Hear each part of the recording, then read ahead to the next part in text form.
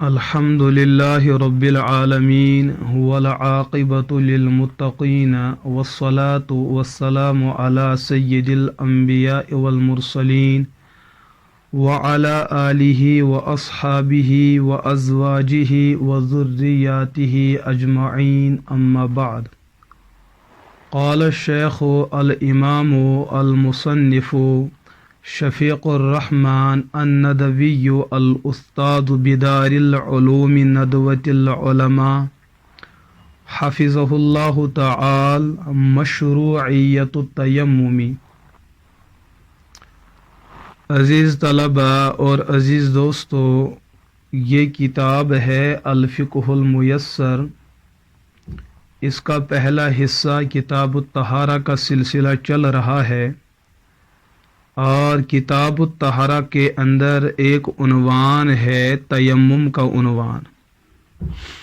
سب سے پہلے اس بات کا سمجھنا از حد لازم اور ضروری ہے کہ تیمم کس چیز کو کہا جاتا ہے،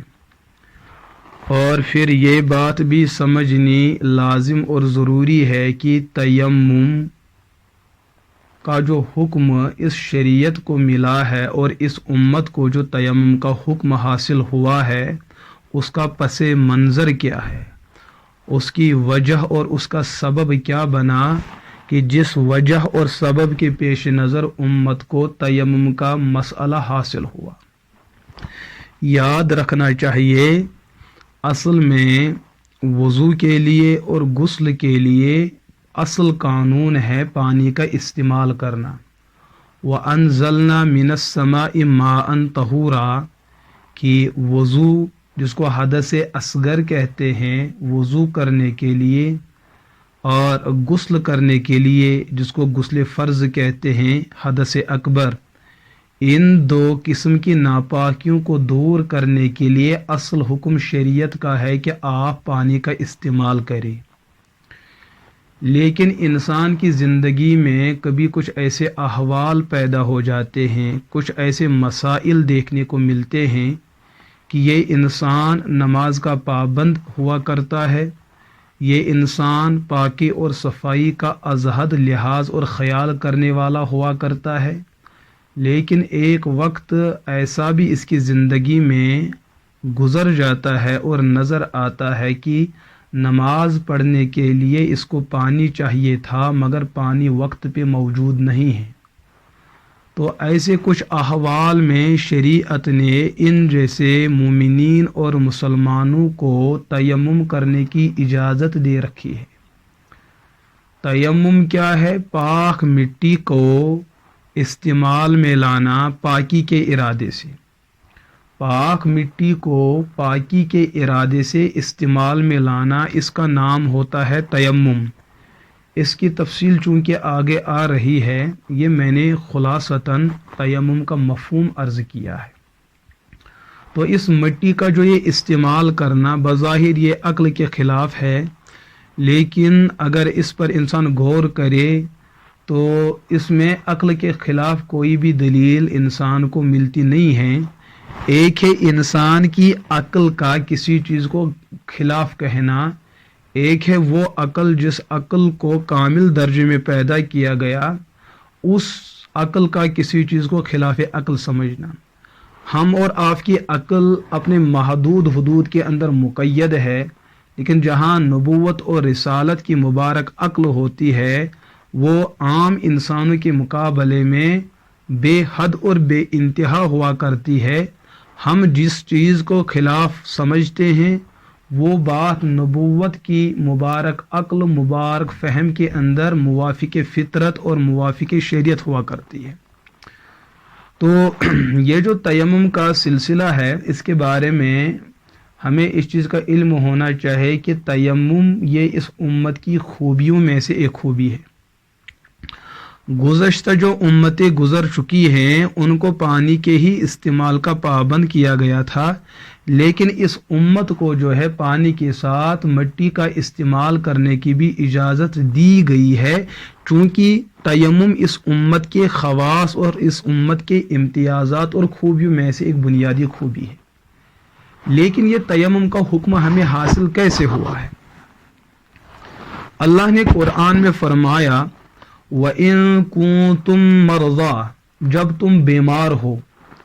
औ अला सफरिन, या तुम हालत सफ़र में हो, औ जा अहदुम मिनकुम मिनल गाइति औ लामस्तुमुन निसा, या तुम में कोई पेशाब पाखाना करके आया या अपनी बीवी के साथ बोसो किनार होके आया, फिर चाहे उसमें एहतिलाम हुआ हो या मज़ी या वदी का खुरूज हो चुका हो, फलम तजिदु माअन, इस शख्स ने ये अमल करने के बाद वज़ू करने के लिए या गुस्ल करने के लिए पानी नहीं पाया, मतलब ये ऐसे महाज पे है, ऐसे माहौल पे है, ऐसी जगह पे है जहाँ उसने ये सब ज़रूरत की चीज़ें सर अंजाम दी। अब पाकी नज़ाफ़त और सफाई के लिए पानी तो चाहिए था, लेकिन वहाँ पानी मौजूद नहीं है। तो अल्लाह ने फरमाया फ़तयम्ममू सईदन तय्यबा, तुम पाक मिट्टी को पाकी के इरादे से इस्तेमाल में लाओ। तुम पाक मिट्टी को पाकी हासिल करने के लिए पाकी के इरादे से इस पाक मिट्टी को इस्तेमाल करो।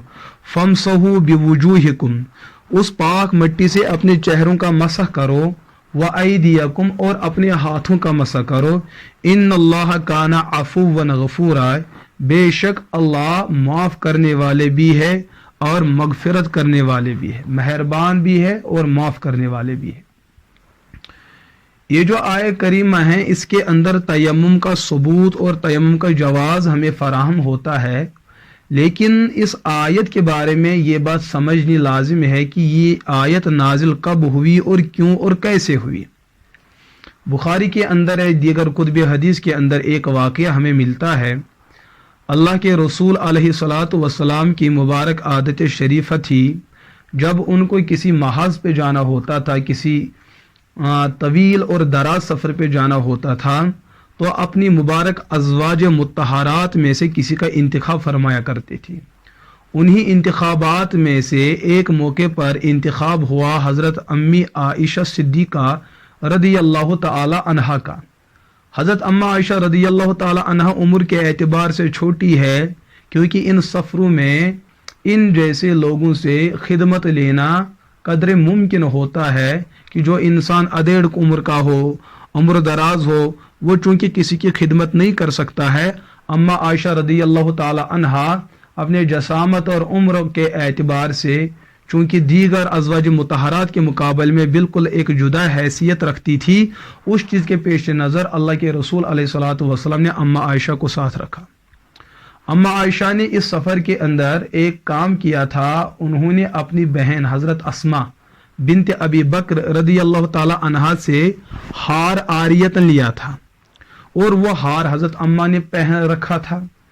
जब वहाँ से वापसी की बात हो रही थी, उस महाज से, उस सफ़र से जब वापसी की बात हो रही थी, ये एक जंग था, इसको ज़ातुल जैश के नाम से मुअर्रिखीन ने बयान किया। इस ज़ातुल जैश, इस गज़वे के अंदर जब वापसी हुई तो हुज़ूर अलैहिस्सलातु वस्सलाम अपने सहाबा के साथ एक मकाम पर उन्होंने पड़ाव डाला, जिस मकाम को मकाम बैदा कहते हैं। उस मकाम बैदा पर जब सहाबा ने रात को आराम पड़ाव डाला और आराम कर रहे थे, तो हज़रत रसूलुल्लाह सल्लल्लाहु अलैहि वसल्लम भी अपने मामूल के एतबार से आराम फरमा थे, लेकिन नबुव्वत ने अपने मुबारक सरे नबुव्वत को अम्मा आयशा रदी अल्लाह ताला अन्हा की मुबारक गोद पे रखा था। वहाँ पर पानी का इंतज़ाम नहीं था जहाँ पे सहाबा ने पड़ाव डाला था, क्योंकि रात का माहौल और मौसम था। अब वहाँ नमाज का वक्त आने जा रहा है, अब पानी मौजूद नहीं है, तो हज़रत अल्लाह के रसूल अलैहिस्सलातु वस्सलाम हज़रत आयशा के गोद में अपने मुबारक सर को रखे हुए थे। सहाबा को बड़ी परेशानी हुई कि अगर वज़ू नहीं हुआ तो नमाज नहीं पढ़ सकते हैं, कि बिला वजह नमाज कज़ा हो सकती है। तो वो पड़ाव अपने वक्त के अंदर वहाँ से कोच कर लेते, वहाँ से आगे बढ़ लेते, लेकिन उस सफ़र के अंदर एक वाक़या रोनुमा हुआ कि अम्मा आयशा रदी अल्लाह ताला अन्हा का जो हार था पहना हुआ, वो गुम हो गया। सहाबा उसी की तलाश में इधर उधर कर रहे थे, यहाँ तक कि वक्त बढ़ता गया, और हुजूर अंदर हुजरे नबूवत में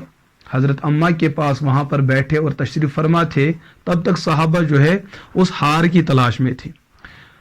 تلاش اتنی زیادہ بڑھ گئی مگر پر ہار نہیں مل پا رہا تھا کہ صحابہ کو اندیشہ ہوا کہ نماز جانے والی ہے اور وضو بھی نہیں ہے، پانی بھی نہیں، تو کیا کیا جائے گا؟ بڑے پریشان ہوئے۔ نماز کی پابندی صحابہ کی فطرت میں تھی۔ وہ حضرت ابوبکر رضی اللہ تعالیٰ عنہ کے پاس آئے کہ آپ کی بیٹی اما عائشہ نے ہمیں بھی روکے رکھا اور حضور کو بھی روکے رکھا اس ہار کے گم ہونے کی وجہ سے۔ حضرت صدیق رضی اللہ تعالیٰ عنہ نے صحابہ کی اس عظیمت کو، نماز کی حرص اور دین کی حرص، ان چیزوں کو دیکھ کر حضرت صدیق اکبر کو کسی درجے میں غصہ ہوا اور وہ اپنی بیٹی عائشہ کے پاس آ گئے۔ فرماتے ہیں کہ انگلی چبونا ان کے پہلو میں داخل کی، ایسے مارتے گئے۔ اما عائشہ تو حضور کی وجہ سے کچھ برداشت کرتے رہے، لیکن اما عائشہ رضی اللہ تعالی عنہا نے اپنے والد سے کچھ ڈانٹ ڈپٹ کھائی۔ لیکن میرے عزیز دوستو، اگر ہے بیٹی صدیق کی لیکن زوجہ ہے اللہ کے رسول علیہ الصلوۃ والسلام کی، حضرت اما نے حضور کے احترام کو بچاتے ہوئے یہ انگلیاں کھانا اور یہ انگلیاں چبوانا برداشت کیا تاکہ حضور کو کوئی تکلیف سے دوچار نہ ہونا پڑے۔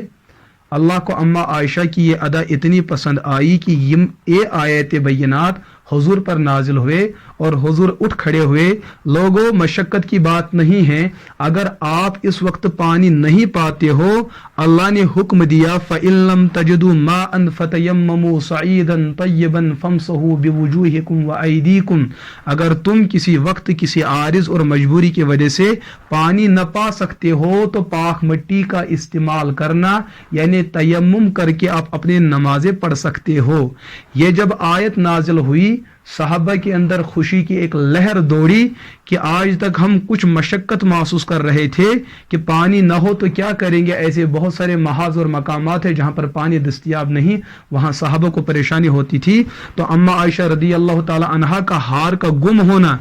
یہ فطرت کا تقاضا اور تکوین کا تقاضا تھا۔ اما عائشہ رضی اللہ تعالی عنہا کا اپنے والد گرامی سے کوئی ڈانٹ برداشت کرنا، اللہ کو یہ ادا پسند نہ آئی۔ اللہ نے اس قربانی کے بدلے میں امت کو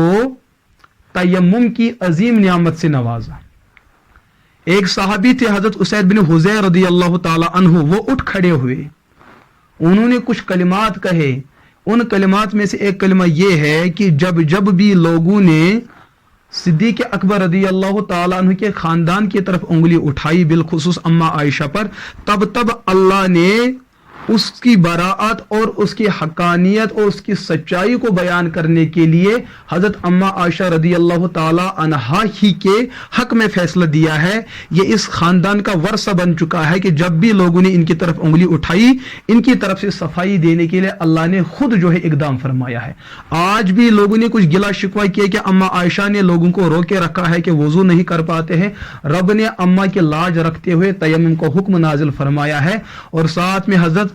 اسید بن حضیر رضی اللہ تعالیٰ عنہ نے یہ بھی فرمایا کہ یہ اللہ کا خاص کرم اور خاص رحمت آل صدیق کے خاندان کے ساتھ ہے۔ جب بھی ایسا کوئی واقعہ رونما ہوتا ہے کہ لوگ جو ہے اعتراض کرنے پہ آ جاتے ہیں، تب ان کے اعتراض کو ختم کرنے کے لیے اللہ خود اقدام فرماتے ہیں۔ اس سے حضرت صدیق اکبر اور ان کی بیٹی اما عائشہ صدیقہ رضی اللہ تعالی عنہا کا مقام اور بھی دو بولا ہو جاتا ہے۔ یہ وہ واقعہ ہے، یہ وہ پس منظر ہے جس کے سبب اور جس کی وجہ سے اس امت کو تیمم کا حکم حاصل ہوا ہے۔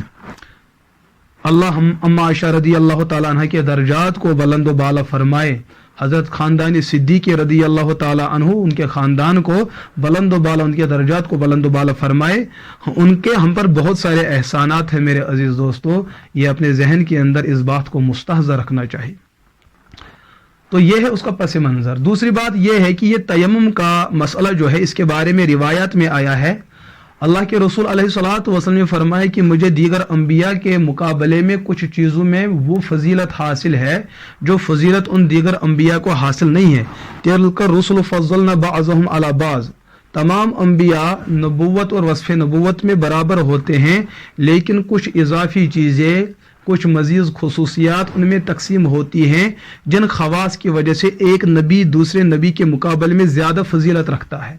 تو وہ فضائل اور وہ جو مناقب اور وہ جو خصائص اللہ کے رسول علیہ الصلوۃ والسلام کے اندر بدرج عطم موجود تھے، جن خوبیوں اور امتیازات کی وجہ سے حضور نے فرمایا مجھ محمد عربی کو دیگر انبیاء پر کچھ امور میں اور بھی فضیلت حاصل ہے۔ ایک روایت میں تو 6 کی بات آئی، ایک میں اور کچھ بات آئی۔ یہاں پر جو روایت صاحب کتاب نے بیان فرمائی ہے فضلنا علی الناس بثلاث، حضور نے فرمایا مجھے دیگر انبیاء پر 3 چیزوں میں فضیلت بخشی گئی ہے۔ جعلت صفوفنا کا صفوف الملائکہ، اس امت کے جو صفوف ہے، نماز میں جو صفوف بنائے جاتے ہیں، ان صفوف کی جو ترتیب اور کیفیت اور کمیت ہے یہ ملائکہ کے صفوف کی کیفیت اور کمیت کے بالکل برابر ہے۔ دوسری بات ہے وجعلت لنا الارض كلها مسجدا، اس پورے روئے زمین کو ہمارے لیے جائے سجدہ بنایا گیا، ہم کسی بھی جگہ نماز پڑھ سکتے ہیں اپنے شرائط کے اعتبار سے۔ وجعلت تربتها لنا طہورا، اور اس روئے زمین کی پاک مٹی کو ہمارے لیے پاکی کا ذریعہ بنایا گیا، جس کو ہم تیمم کہتے ہیں۔ تو اذا لم نجد الماء، جب تک کہ ہم پانی نہ پائے تب تک ہم پاک مٹی کو استعمال کر کے تیمم کر سکتے ہیں۔ بلکہ ایک روایت میں مشکات کے اندر یہ روایت ہے باب تیمم کے ضمن میں ہے، اللہ کے رسول علیہ الصلوۃ والسلام نے فرمایا اگر ایک انسان 10 سال تک بھی پانی نہ پائے تب تک وہ تیمم کر سکتا ہے، پوری زندگی بھی پانی نہ پائے تب تک وہ تیمم کر سکتا ہے۔ ایسے بہت سارے احوال ہے، ایسے بہت سارے واقعات ہے اور مقدمات ہے کہ ایک انسان قید ہے، وہاں پر اتنی سختی ہے کہ وہاں پانی کا ملنا بڑا ہی متعذر اور دشوار ہے، یا پیسہ دے کر اس کو پانی لینا پڑتا ہے اور پیسہ موجود نہیں ہے، تو ان قیدی لوگوں کے لیے اس مٹی کا استعمال کرنا پوری زندگی جب تک ان کو پانی حاصل نہ ہو جائے وہ استعمال کر سکتے ہیں۔ اسی طریقے سے ایک انسان کسی گفا میں پڑا ہوا ہے، کسی غار میں پڑا ہوا ہے، نکلنے کا کوئی راستہ نہیں ہے، دن گزرتے گئے، لمحے گزرتے گئے، سال گزرتے گئے، وہاں پر پانی کا کوئی انتظام نہیں ہے، لیکن ہے مومن، ہے مسلمان، تو وہاں اس گفا اور غار میں رہ کر وہ پوری زندگی جب تک وہ پانی کے استعمال پر قادر ہو جائے تب تک وہ مٹی کا استعمال کر سکتا ہے۔ ایک انسان ایسے محاذ پہ ہے، ایسے سفر پہ ہے کہ پانی کا استعمال ہر وقت اس کے لیے استعمال کرنا متعذر ہے، اس کا جان لیوا خطرہ ہونے کا اندیشہ ہے، یا پانی موجود ہے، جہاں جہاں پانی موجود ہے وہاں پر چیتے ہیں، وہاں پر بھیڑیے ہیں، وہاں پر شیر ہے، وہاں پر تیندوے ہیں، کہ اس پانی کو استعمال کرنے سے وہ انسان اپنی جان کو کھو سکتا ہے۔ اگر پوری زندگی اس کے ساتھ یہ سلسلہ چلتا رہا، یہ انسان پوری زندگی مٹی کا استعمال کرتے ہوئے تیمم کر سکتا ہے۔ یہ جو تیمم کا مسئلہ ہے یہ اس امت کے امتیازات اور اس امت کے خواص میں سے ایک بنیادی چیز ہے۔ اسی وجہ سے علماء نے منع کیا کہ ہر جگہ پر پیشاب اور پاخانہ کرنے سے اجتناب کرنا چاہے۔ پیشاب اور پاخانے کے لیے کچھ خاص مقامات ہو جو لوگوں کے علم میں ہو، ورنہ بلا وجہ عام زمین پر، عام مٹی پر پیشاب کرنا، پاخانہ کرنا، اسی طریقے سے زمین کو ملوث کرنا، یہ ایک مومن کی شان نہیں ہے، کیونکہ اس مٹی کے ذریعے سے ہماری دین کی ایک بنیادی ضرورت پوری ہو جاتی ہے۔ لہذا اللہ ہمیں مسئلہ سمجھنے کی توفیق عطا فرمائے۔ تو فرماتے ہیں شرعت تیمم، تیمم کو مشروع کیا گیا ہے، تیمم کی اجازت دی گئی ہے، لأن الانسان قد یعجز عن استعمال الماء، اس لیے کہ انسان کبھی کبھار پانی کے استعمال سے بے بس اور عاجز ہو جاتا ہے، پانی استعمال کر ہی نہیں پاتا ہے، کبھی پانی سامنے ہوتا ہے پر استعمال نہیں کر پاتا ہے، کبھی پانی ہوتا ہے پر دور ہوتا ہے، وہاں جانے میں بڑی مشقت ہے، یا کبھی سامنے بھی ہوتا ہے، استعمال کر بھی سکتا تھا لیکن کسی رکاوٹ کی وجہ سے وہ پانی پہ جا نہیں سکتا ہے، وہاں شیر ہے یا کوئی ایسا آلہ موجود نہیں ہے جس آلہ سے وہ پانی نکالا جا سکتا ہے، تو پانی کے استعمال سے انسان جب بھی عاجز اور بے بس ہو جاتا ہے تب شریعت نے تیمم کو مشروع کیا ہے۔ لِقَوْنِ الْمَاءِ مَفْقُودًا، پانی کے مفقود نہ ہونے کی وجہ سے، وہاں پر پانی موجود نہیں ہے تو اس پانی کے موجود نہ ہونے کی وجہ سے شریعت نے ایسے انسان کو وضو کے بجائے تیمم کرنے کی اجازت دے رکھی ہے۔ یا کبھی ایسا بھی ہوتا ہے پانی ہوتا ہے لیکن ڈاکٹر لوگوں نے بتایا کہ اگر آپ کے جسم پر پانی کا ذرہ برابر بھی حصہ آ جاتا ہے آپ کی بیماری بڑھ سکتی ہے، آپ کی موت ہو سکتی ہے۔ او لسبب مرض، یا کسی بیماری کے لگنے کی وجہ سے، کسی بیماری کے سبب کے پیش نظر جو بیماری اس انسان کو لگی ہوتی ہے، اصابہ، جو اس کو لگی ہوتی ہے، فتیمموا عوضا عن الوضوء، تو ایسا شخص وضو کے بدلے میں تیمم ہی کرے گا، کیونکہ پانی کے لگنے سے اس کے جسم میں مرض بڑھنے کا اندیشہ ہے، یا پانی استعمال کرے گا تو مرنے کا اندیشہ ہے، پانی استعمال کرے گا تو شیر کا لقمہ بن سکتا ہے، پانی استعمال کر سکتا ہے تو گولی لگ سکتی ہے، پانی استعمال کر سکتا ہے تو اوپر سے کچھ حادثہ ہو سکتا ہے، کچھ حوادثات اور کچھ آراز اور مجبوریوں کے پیش نظر شریعت نے انسان کو پانی کے استعمال کو نظر انداز کرتے ہوئے مٹی کے استعمال کرنے کا مکلف اور پابند بنایا ہے۔ آب الغسل لئلا یحرم ادا العبادات التي لا تصح الا بهما كالصلاة التي هي اجل العبادات۔ غسل کبھی انسان کو جنابت کا مسئلہ ہوتا ہے، غسل کر لے تو جسم کے اندر ٹھنڈک پڑنے کی وجہ سے موت ہو سکتی ہے، یا جسم شل ہو سکتا ہے، بے حس ہو سکتا ہے۔ چاہے وضو کی بات ہو، غسل کی بات ہو، جب بھی انسان کے لیے پانی کا استعمال متعذر اور ضرر اور نقصان پیدا کر سکتا ہے، تب انسان کے لیے اس کے بدلے میں مٹی کا استعمال کرنا جائز ہے۔ کیوں؟ اس لیے کہ کچھ عبادت وہ ہے جن کا تعلق پاکی کے ساتھ ہے، جیسے نماز ہے، قرآن کو پکڑ کر تلاوت کرنا، خانہ کعبہ کا طواف کرنا، یہ وہ عبادات ہے جن کو بحالت پاکی کے ہی سر انجام دیا جا سکتا ہے، اور پاکی کا تعلق پانی کے ساتھ ہے۔ جب پانی موجود نہ ہو تو مٹی کا استعمال کرنا ہر حال میں لازم اور ضروری ہے۔ لئلا یحرم اداء العبادات، تاکہ یہ شخص ان عبادات کی ادائیگی سے محروم نہ ہو جائے، التی لا تصح الا بہما، جو عبادات پانی اور مٹی کے بغیر ادا ہوتی ہی نہیں، یا تو وضو کرنا لازم ہے یا تو تیمم کرنا لازم ہے۔ کالصلاۃ التی ہی اجل العبادات، جیسے نماز کی مثال لیجئے، یہ عبادات میں سب سے اعلیٰ اور اونچی عبادت ہے۔ اس عبادت کے لیے یا تو پانی ضروری ہے، اگر پانی موجود ہو اور اس پر انسان قادر ہو کہ وہ استعمال کر سکتا ہے، اس کے لیے ضرر نہ ہو، یا پانی موجود نہ ہو تو اپنے شرائط کے اعتبار سے مٹی کا استعمال کرنا اور تیمم کرنا، اس تیمم سے ہی انسان کی نماز صحیح اور درست ہو سکتی ہے۔ لہذا یہ کچھ چند معروضات تھی تیمم کی مشروعیت کے بارے میں۔ اللہ ہمیں مسئلہ سمجھنے کی توفیق عطا فرمائے۔ وآخر دعوانا ان الحمد للہ رب العالمین۔